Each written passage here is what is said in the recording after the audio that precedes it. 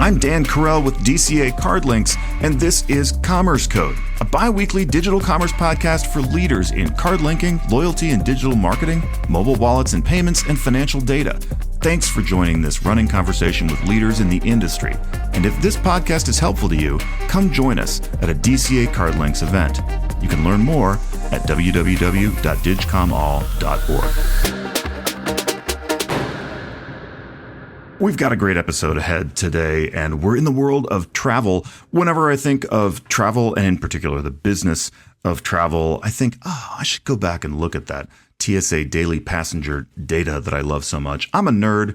I'm a data nerd. I'm a nerd for other things too. But I will say, if you're also a data nerd and maybe that's interested in travel, just Google TSA daily passenger data sometime. It'll get you there very quickly. TSA in the United States publishes just a single number for each day of the year. It usually runs 2 or 3 days behind, which is like lightning fast for the government. So as I sit here in late February, I'm able to report on the first 90 days of 2025. And of course, I scraped the data for this year and for the last 7 years.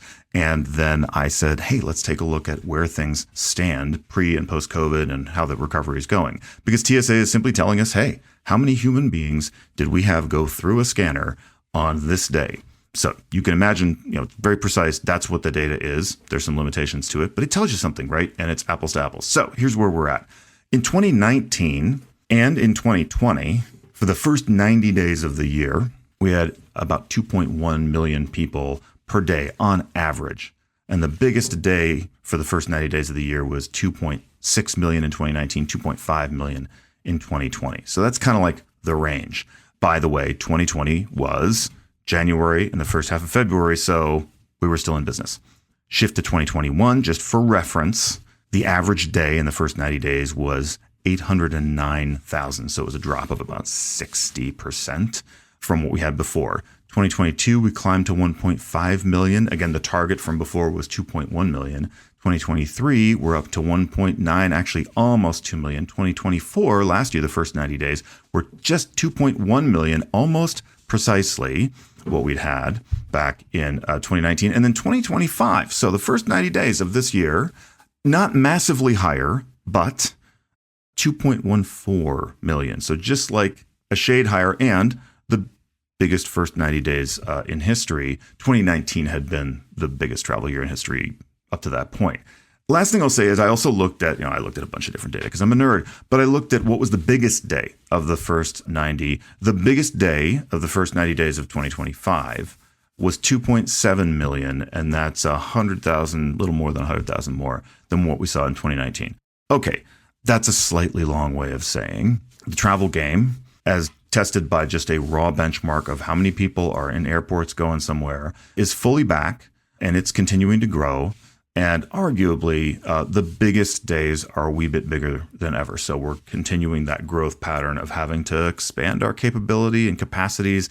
And that is everything from infrastructure to what we're going to talk about today with John Taylor Garner, loyalty and awards systems and et cetera, software. So looking forward to that conversation, and just wanted to get a little bit of a statistical hit in before we started.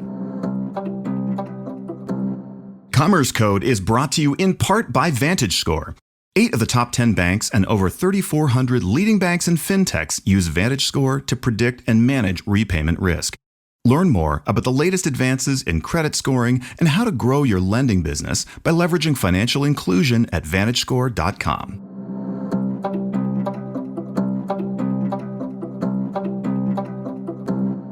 Welcome to Commerce Code. Today we're joined by John Taylor Garner, the CEO and co-founder of Odynn. That's Odynn, and it's at Odynn.com. And Odynn has built the Awayz platform, that's Awayz, or Z, if you're listening to us from somewhere other than the United States, platform. And Awayz creates the ability for customers to book hotels and flights with side-by-side points, miles, and cash pricing. There's more going on there than just that, but that gives you an idea of the conversation that we're leaning into. John, thanks so much for joining us on Commerce Code. Thank you for having me. Happy to be here. Great. Well, let me start with this. As we record this, we are, a little more than 90 days into 2025. What is the coolest thing that you've done so far this year? Well, I was on my honeymoon in Bali over the holidays, and that went well into 2025. I got back, I think, on the 17th of January. The best imaginable answer, and I had no idea that the answer was going to be so cool. That's terrific, and and it leans right into where we're headed with the conversation. So congratulations, number one, and then number two, John. We're in the world of travel, loyalty, and awards. You guys are innovators in that space. And I think a lot has changed in that world. And I just want to talk about those changes as we start. So I mentioned in the intro to this episode that travel volumes have been, level and rising really since 2023, hitting some new daily records in terms of number of travelers in the air anyway. So that's good. There's been a ton of change that has kind of come along with that. And so I wanted to get your perspective as a leader in this space as to, what changed about travel loyalty maybe during and then after COVID, and how has it continued to change? So we all know that people stopped traveling during COVID due to the travel restrictions, and this had massive negative ramifications for the airline and hotel industry. Obviously, their revenues were slashed to pennies on the dollar, basically. So to stay afloat, obviously they were given subsidies and some bailouts from the government, but they also had to leverage their assets. And the only things that were of value at the time were their loyalty programs. And so to leverage your loyalty program, you can do one thing, and that's sell loyalty, sell points and miles. And so they sold billions and billions of dollars worth of points and miles to their partners, the banks, because they issue co-branded credit cards, or they have transferable program partnerships where you can, transfer from an Amex card to Delta, for example. And so the banks bought billions of dollars of these points and miles, not because they're doing it out of the kindness of their heart. They're doing it because they were getting a steep discount on them too. Let's face it, they weren't selling them for face value. But this allowed the airlines and hotels to stay afloat. The airlines and hotels also were extending loyalty and status to their members throughout COVID. So if anyone's listening had, status on an airline or hotel, you were just automatically renewed for that same level of status without having to do anything. And this went on for a couple of years as well, actually. Now, during COVID, this was all fine because nobody was traveling, right? So nobody really knew what was happening or any of this stuff. But it all kind of came to a head once people started to travel again, because they then realized that, wait, everybody now has top tier status. Why am I no longer being upgraded? Or why am I not getting the same perks I was getting? Or the lounges are too crowded. The list goes on. So those are the real ramifications from a traveler standpoint. But from a loyalty program member standpoint, the airlines and hotels also changed the rules of how points and miles work. And all this happened while nobody was paying attention. So post-COVID world is very different today. I mean, there's a more or less straight line between, I just think of it like monetary policy, right? So there's this issuance of it's more complicated than that, but there's this issuance of currency that takes place. And then, and there's a more or less straight line. I mean, I was amazed at, I think I was recently notified of that I kept a status that I can't remember which one it is, that I was not at all expecting to keep, right? With, I think, an airline.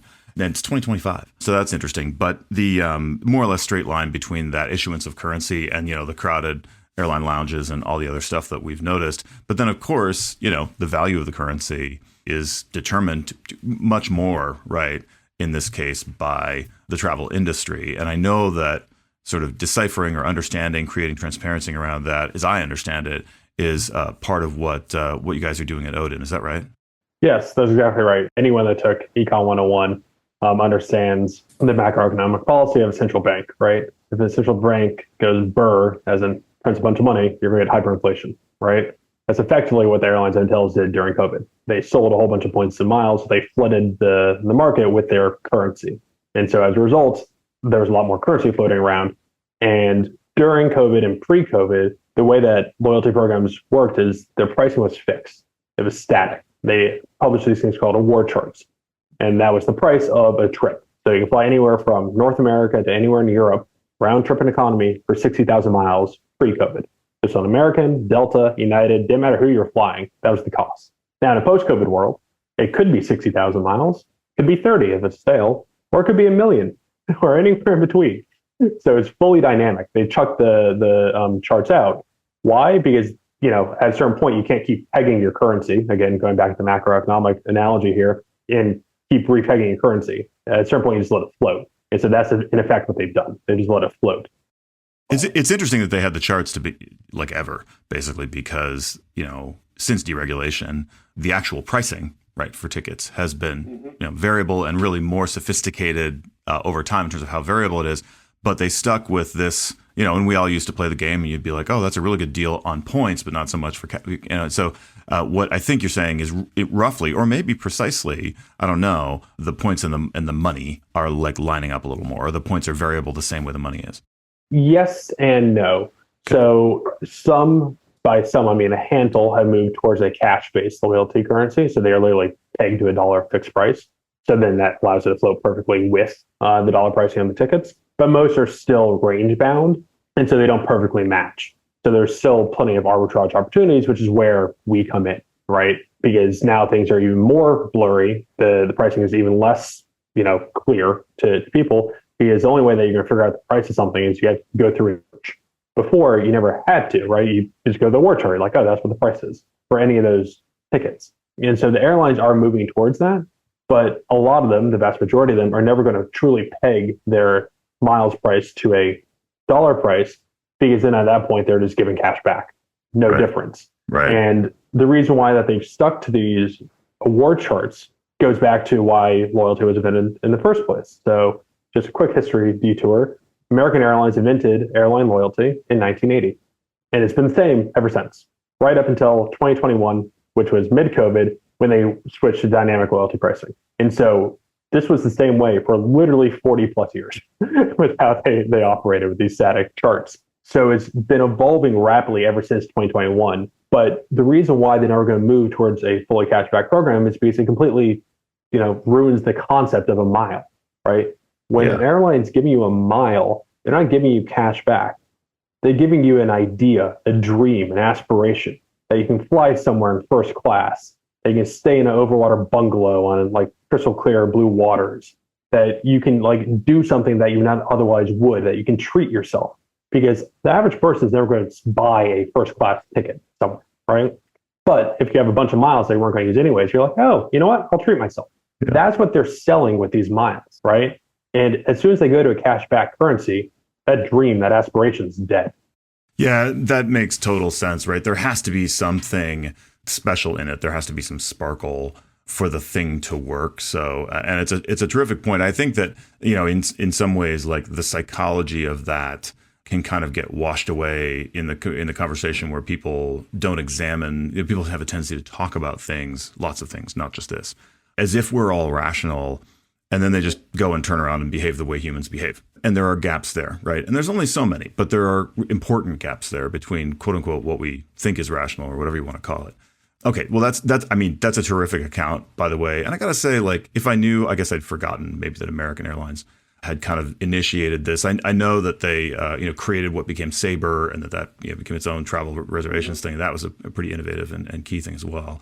So I want to just talk briefly about, because I think we could talk all day and we won't, but the listeners to Commerce Code are in the weeds often, or like, able to understand all this stuff. And so I wonder if you have some thoughts about the tech and maybe like what changes in tech have happened in the last few years that matter for this, or maybe like the important things our audience should be aware of.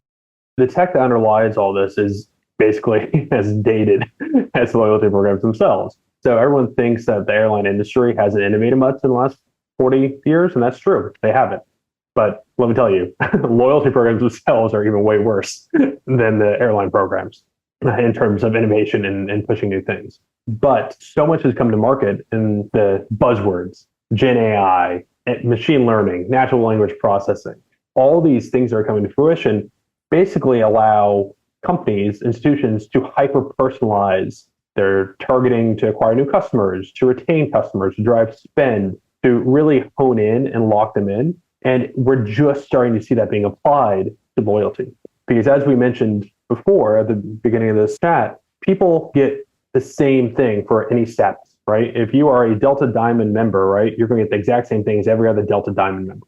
But not all Delta Diamond members are created equal. Everyone's different. Everyone wants different things. You're flying out of different airports. You're flying into different airports. Yeah. You travel with your significant others or your kids, or you travel for work. And none of this is segmented, or they're not discriminating. And by that, I'm not saying that in a negative way. They're not like price discriminating on the status for individuals. And you're just starting to see that. And it's starting to be unlocked with and combined with credit cards. So you can now as of this was only like a year and a half ago, 2 years ago, you can now earn top status on most major airlines in the US by never setting foot on a plane.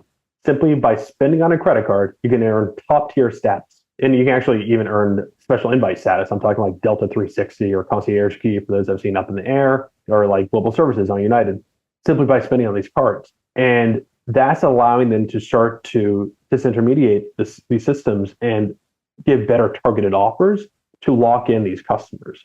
And it's, it's very early days where we're going to see a lot more coming into it. But that's what I think is the most exciting. There are some other examples, and many of our listeners, maybe not quite all, would know that the core technology that runs a bank is better than an abacus, but it's almost as old, right? And so like there are some core sort of elements of our economy where if you dig and dig, you find, wow, this system hasn't been updated since fill in the blank, surprisingly long time ago. And it's to some, in a weird way, it's because those things are so elemental to important institutions that everybody was afraid to sort of repair the plane while it was still flying, right? Or God knows, replace it. And so there you are. But it creates this incredible opportunity for innovation. You could say disruption, but improvement, let's just say, from the perspective of all the players in the market. Last thing on change, and then I want to talk a little bit about Odynn and Awayz, but you just got off the plane from Bali not that long ago, a month ago, something like that. So maybe with that in mind, what do you think has actually changed about travel? The nomadic lifestyle for digital nomads and the blending of business, corporate travel, and leisure travel is insane. That is, I think, the fastest growing area of high margin travel. So I'm starting to see personally, and obviously there are tons of reports about this, lots of airlines are either reducing their economy seats and or ripping out their first class seats, and they're expanding their business class seats and drastically expanding their economy plus seats or the premium economy seats. And the reason for this is because there's this new market where people are willing to spend slightly more money to have a more comfortable travel experience. They don't need the flash of first class anymore. Those people tend to be flying private more often, or they're happy with business because business class has gotten so great and it's flatbed. It doesn't really matter. But now you see that the highest margin footprint on an airplane is premium economy, right? That's where they're making their money while flying people. And you just see that by the cabin layouts on all these new planes. And this isn't a US only or European only thing. This is all over. And I saw that on my flights to down to Bali. I flew on China Air, which is a Taiwanese airline, so connected through Taipei. And I flew back on Singapore Air. And that route was, I flew Singapore back to New York direct. So that was the longest commercial flight currently operating at like 19 hours or something. Yeah, it's kind of shocking how these things are starting to change because, you go back to the 90s, the early 2000s, there was economy and it had decent legroom, and then there was business class that was like slightly reclined seats that were wider. That was it. Those are your only options. Basically what you see today in domestic flights in the US. But now there's this segmentation, specialization coming in where you're having premium economy, flat business class, and the days of flying around in apartments in the sky, like Emirates on the A380s, are kind of now starting to go away, right? People aren't flying on A380s anymore. The airlines are not ordering them anymore. They're ordering the Boeing 787s or the Airbus A350s because those are like good mid-sized planes that are much more efficient. To me, I think the virtualization of work is probably up there with the partitioning of the commons and other major, and assembly line development and that kind of stuff, interchangeable parts, in terms of its social and cultural impact, not necessarily its economic significance. Interchangeable parts, don't get me wrong, really important.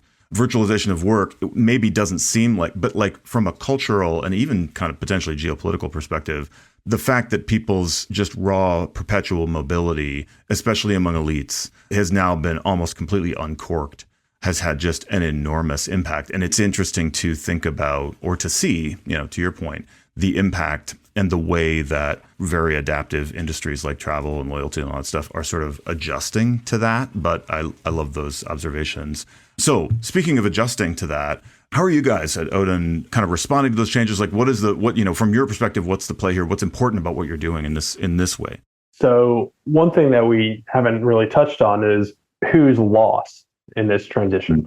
So as airlines and hotels move towards dynamic loyalty, and as the programs have been updated and changed so drastically, there have been quite a few losers in this. The mid-level travelers, for sure, the mid-level card spenders as well, but much more importantly, in a much greater scale, it's the banks.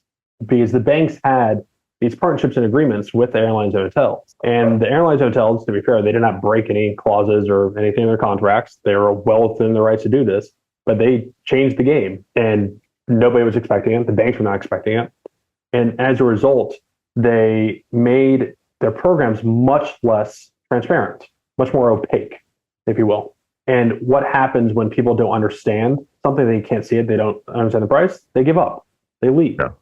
So the banks, since this kind of came to fruition, which was not in 21, obviously that happened in 21 is when this change started to happen. People didn't notice until 23 when they started to travel again.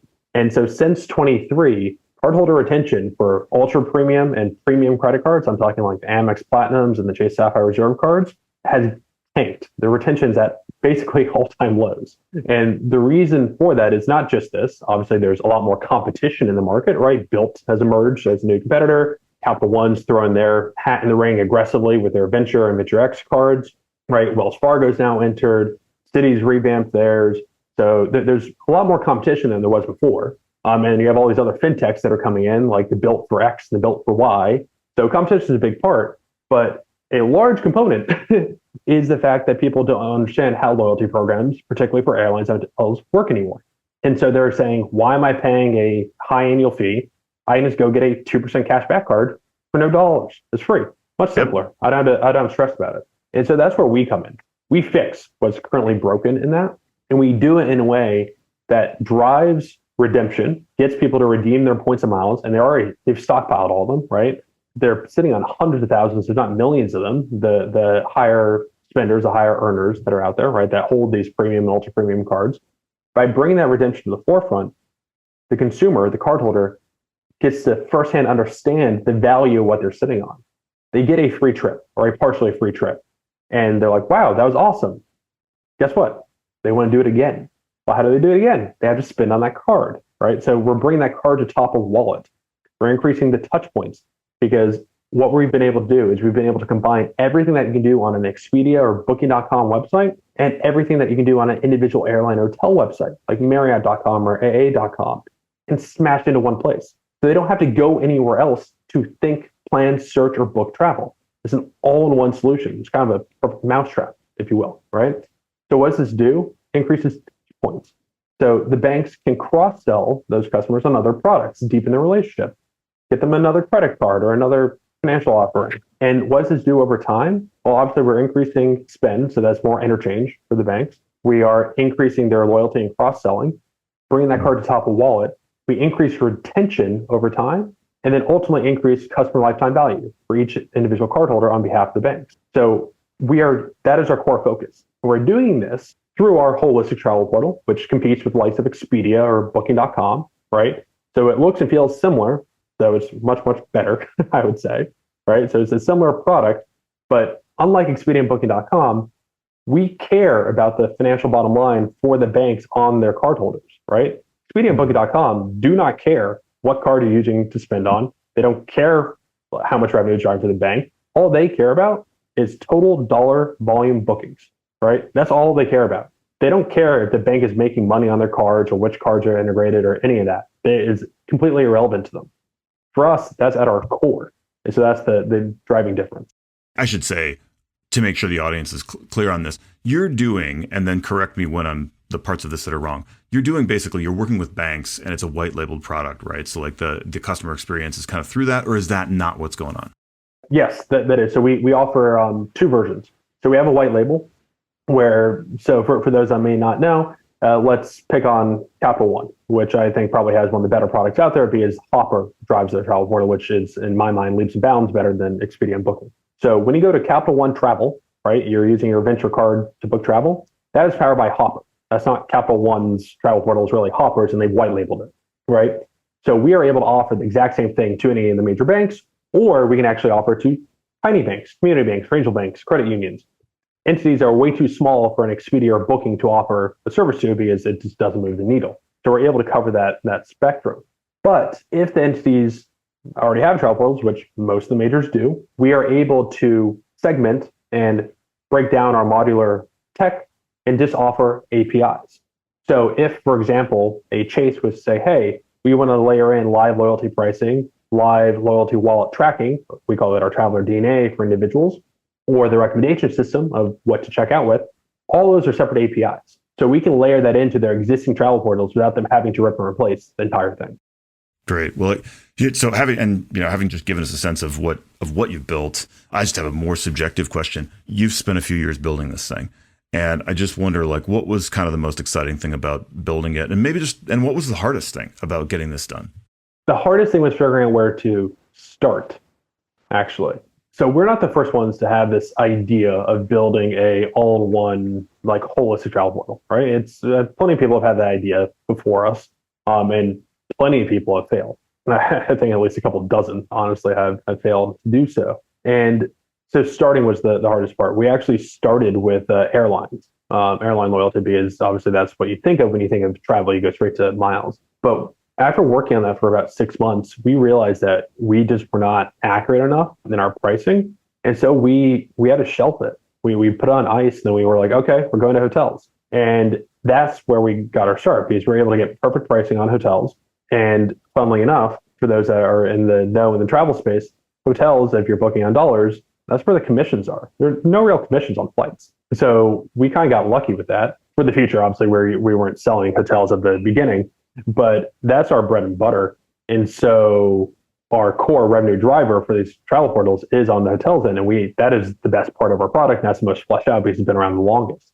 So airlines has been newer. We've gone back now and added airlines, and we've been able to figure that out. Yeah, it was a hard learning curve because nobody had done this before successfully. And we were the first ones to do this.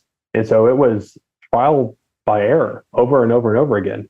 We were just like, will this work? Oh, no. Okay, let's try something else. There's no roadmap, no blueprints. We kind of figured it out for ourselves.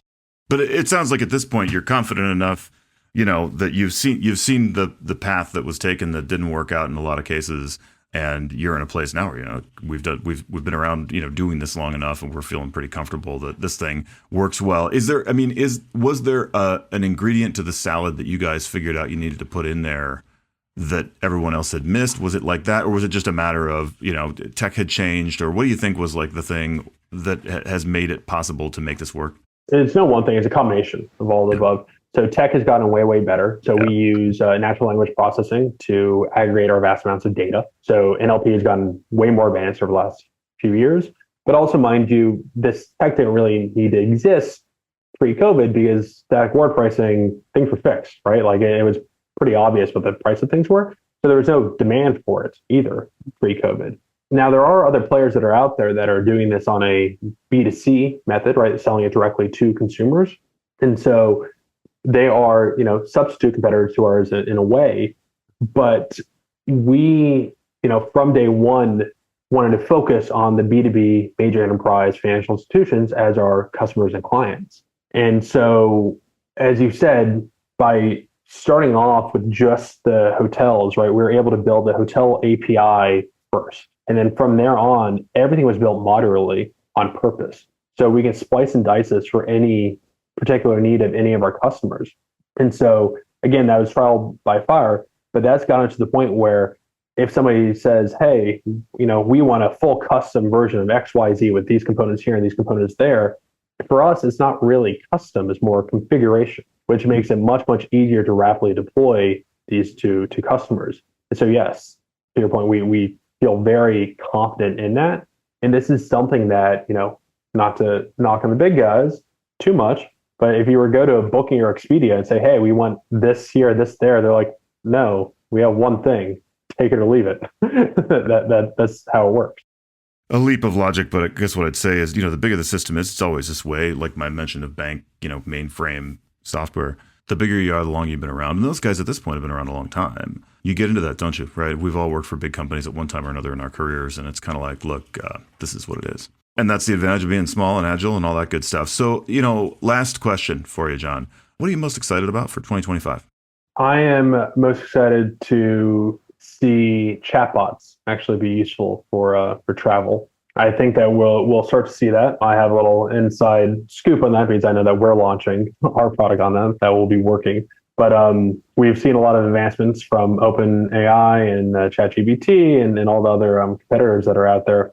And booking travel with a chatbot is complex. It's messy. There's a lot of data to parse through. Things are very specific. There's no room for interpretation, right? It has to be exactly right.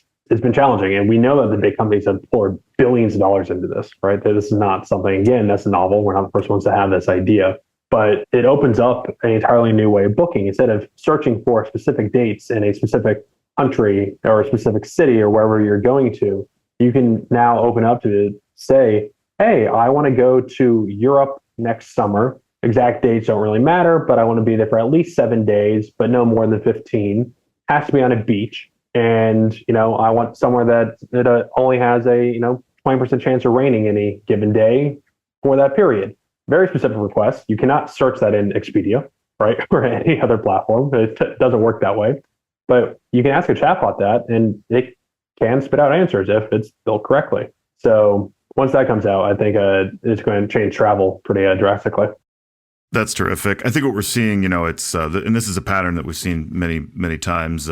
When the electric motor was created 100 plus years ago, it took decades for people to figure out how to use it well. But transformed manufacturing, things get adopted a lot faster than that now. But the truth is, I think people paid a great deal of attention to the newest versions of the generative AI, ChatGPT, for a minute, and then people's attention span kind of wanders. So for the average person, they just haven't been paying attention to it. It takes a while to figure out how to integrate that stuff and also to make it better. But I agree, it's going to be a game changer, and it'll come faster than people think to some extent, and we all see examples of that every day. So.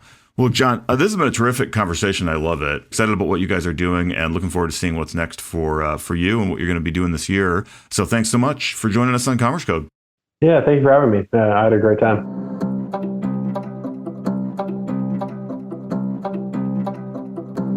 Commerce Code is sponsored by Pentadata, the all-in-one financial data API. Whether it is bank account data, credit card transaction data, or credit reports and credit scores, Pentadata has it all in one simple and easy-to-use API. With coverage of over 6,000 banks, over 200 million credit files, and 60 million merchants, you can get all the data you need for your apps at pentadatainc.com.